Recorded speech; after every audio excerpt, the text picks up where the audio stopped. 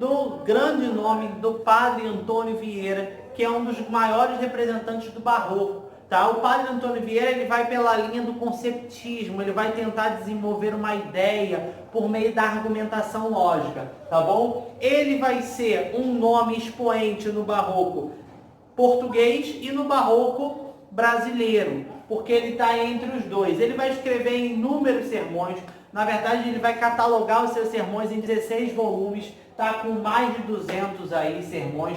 Em cartas, ele vai catalogar suas cartas em 3 volumes com aproximadamente 500 cartas, tá? O que o Padre Antônio Vieira vai fazer? Ele vai buscar convencer os seus ouvintes. Mas por que ele é barroco? Porque ele possui um exagero metafórico, tá bom? E o seu sermão? O seu sermão ele vai ser estruturado com a estrutura clássica de introdução, desenvolvimento e conclusão, tá? A primeira parte a gente chama de exórdio ou introdução, que vai ser um tema, né, sempre por meio de um texto bíblico. Ele vai apresentar o tema dele por meio de um versículo, de um capítulo de algo bíblico. Depois ele vai fazer uma exposição, vai dizer qual é o assunto que aquele sermão vai tratar. E aí ele vai para o desenvolvimento, que é chamado de demonstração, argumentação. É onde ele apresenta argumentos, contra-argumentos, exemplos, ilustrações. E aí ele vai argumentar o tema que ele falou por meio, né, de uma base sólida argumentativa, tá? E aí depois ele vai fazer a peroração ou conclusão, que é recapitular e fazer um fechamento da ideia. Essa era a estrutura dos sermões do Padre Antônio Vieira. Ele tem alguns sermões que são bem conhecidos, que são os que mais se destacam. O primeiro é o sermão pelo bom sucesso das armas de Portugal contra a Holanda, em 1640. Esse sermão, quando ele pregou, ele tinha apenas 32 anos de idade. Ele pregou, Holanda cercou o Brasil, e aí na igreja ele faz um sermão onde ele se dirige a Deus. A igreja está toda amedrontada, e ele vai se dirigir a Deus, pedindo a Deus que os guardasse, tá? Ele vai fazer o sermão do mandato, né, que é um sermão, né, que vai falar um dos sermões mais bonitos dele, onde ele vai falar do imenso amor de Deus, desse amor místico de Cristo pelos seus.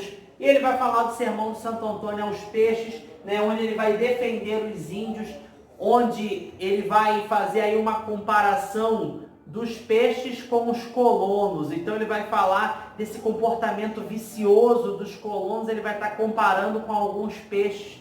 Tá? E aí ele vai fazer o sermão da 60ª, tá? Vai ser em 1655, onde ele vai criticar nesse sermão o estilo barroco. Ele vai fazer uma crítica ao cultismo barroco, tá bom?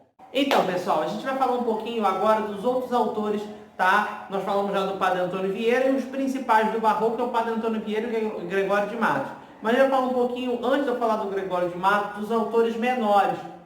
O primeiro autor é o Bento Teixeira. O Bento Teixeira ele começa o barroco no Brasil. O barroco, o marco inicial é o livro Prosopopeia, do ano de 1601, tá bom?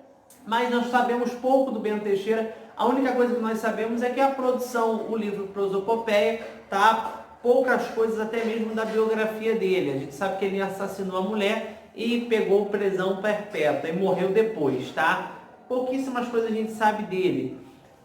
Depois a gente tem o Manuel Botelho de Oliveira, tá? Que é um poeta cultista. Ele se assume cultista, ele pega a bandeira do cultismo que nós explicamos no vídeo anterior, tá? E ele vai escrever, por exemplo, a Música do Parnaso, que é um seu livro de poesias, onde ele vai escrever em latim, espanhol, português e italiano, tá? Então ele vai escrever brincando aí com esses idiomas, e ele vai escrever também o poema da Ilha da Maré, a Ilha da Maré, que vai ser a primeira manifestação do nativismo brasileiro. É considerada por muitos críticos essa manifestação do nativismo.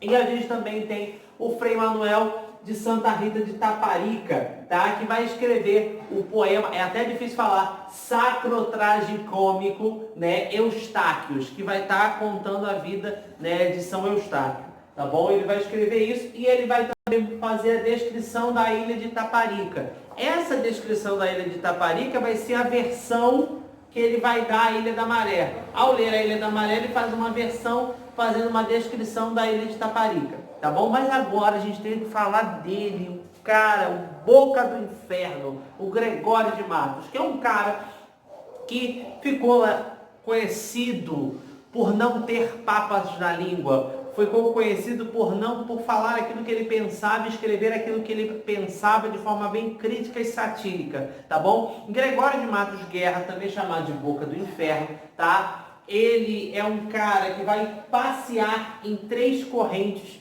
na poesia, tá? A poesia sacra, a poesia lírico-amorosa e a poesia satírica. Algumas pessoas vai considerar a poesia lírico-amorosa, vai dividir em 2 partes, tá bom? Eu vou falar em 3, para simplificar os teus estudos, mas alguns estudiosos vão dizer que é poesia sacra, poesia satírica, poesia amorosa e poesia erótica, tá? Eles acabam dividindo em 4, mas isso aí não interfere, não mudou a minha vida, nem mudou a sua vida, tá bom?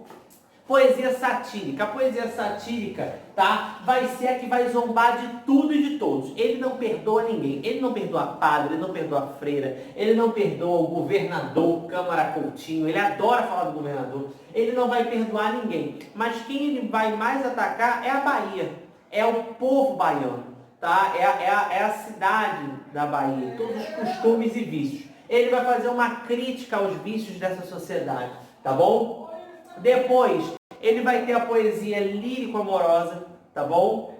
Que vai variar do amor puro e delicado, o amor idealizado até o amor erótico, tá bom? Ele não vai perdoar na sua escrita ninguém. Então, até mesmo o amor, os poemas eróticos dele, você fica até constrangido. Tem poemas, por exemplo, que ele escreve a realidade nua e crua. A mesma coisa vai ser na sua poesia satírica. A sua poesia satírica, ele também vai falar palavrões, ele faz uso de vários termos que assustam às vezes um pouco.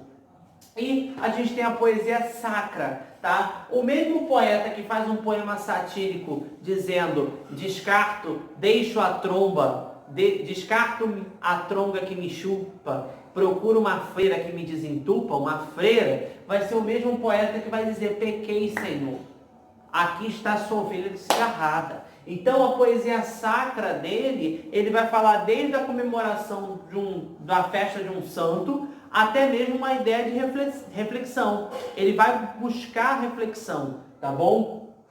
Vai ser um pouco contrito, um pouco reflexivo sobre a eternidade. A gente até brinca, né? O Gregório de Matos, ele é a cara do barroco. Porque uma hora ele está descendo além de todo mundo, a outra hora ele está: pequei, Senhor, me perdoe.